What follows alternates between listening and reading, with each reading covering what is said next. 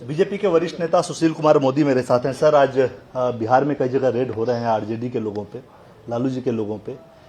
JDU और RJD इसको संयोग नहीं प्रयोग कह रही है कि वहाँ चूंकि आज बहुमत सिद्ध कर रहे हैं, नीतीश जी आराम से कर भी लेंगे, इसलिए ये डराने का प्रयास है लोगों को।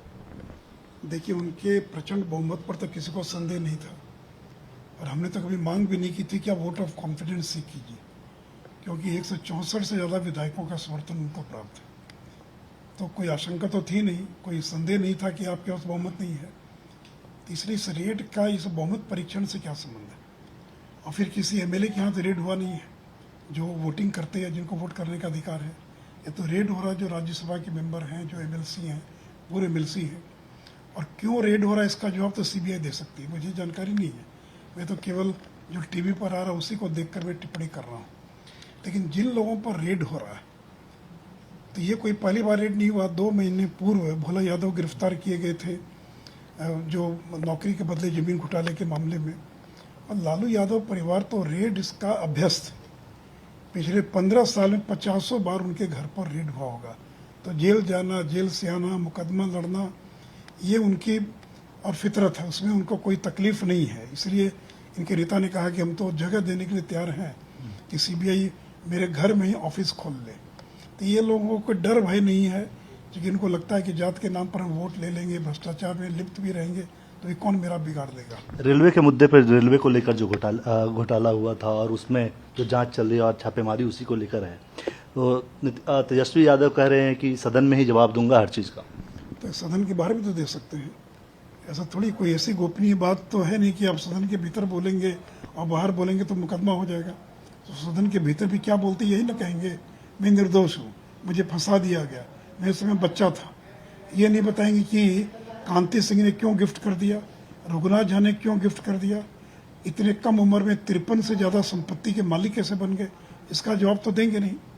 चलिए, देखिए, इनके पास कोई जवाब नहीं। आज तक इन्होंने एक भी आरोप का कोई जवाब नहीं दिया, बस फंसा दिया। बदले की भावना से कार्रवाई हो रही है।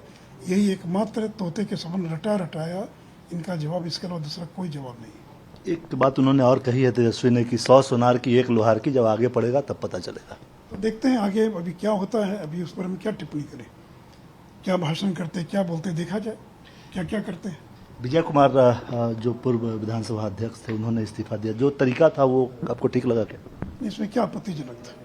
ये कहाँ लिखा संविधान में कि नोटिस मिलते ही आपको इस्तीफा देना है? संविधान ये कहता है कि नोटिस मिलने के 14 दिन के बाद सदन में यह विषय टेकअप किया जाएगा।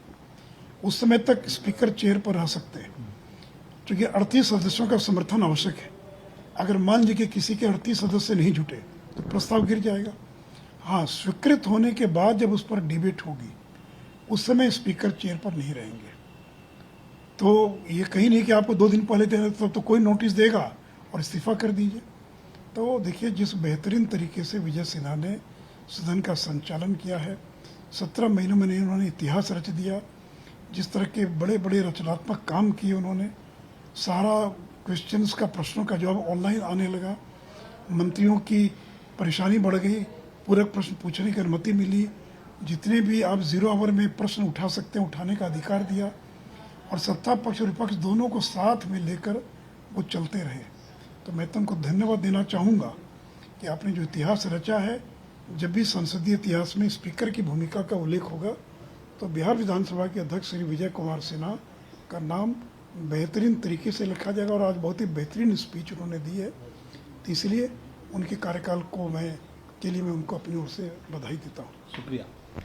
ये थे सुशील कुमार मोदी। इनका साफ कहना है कि जो छापेमारी चल रही है बिहार में, उसका बहुमत परीक्षण से कोई लेना देना नहीं। और जहां तक आरजेडी और तेजस्वी यादव का सवाल है, वो सीधा सीधा जवाब देने की बजाय इधर उधर की बात कर रहे हैं। कैमरामैन जहांगीर के साथ कुमार गौरव, न्यूज़ 24 दिल्ली। नमस्कार, मैं हूं मानक गुप्ता। अगर आपको हमारा ये वीडियो पसंद आया हो तो इसे लाइक और शेयर जरूर करें। और हाँ, हमें सब्सक्राइब और फॉलो करना ना भूलें, ताकि आप देश और दुनिया की कोई खबर मिस ना करें। तो जुड़े रहिए हमारे साथ और देखते रहिए न्यूज़ 24।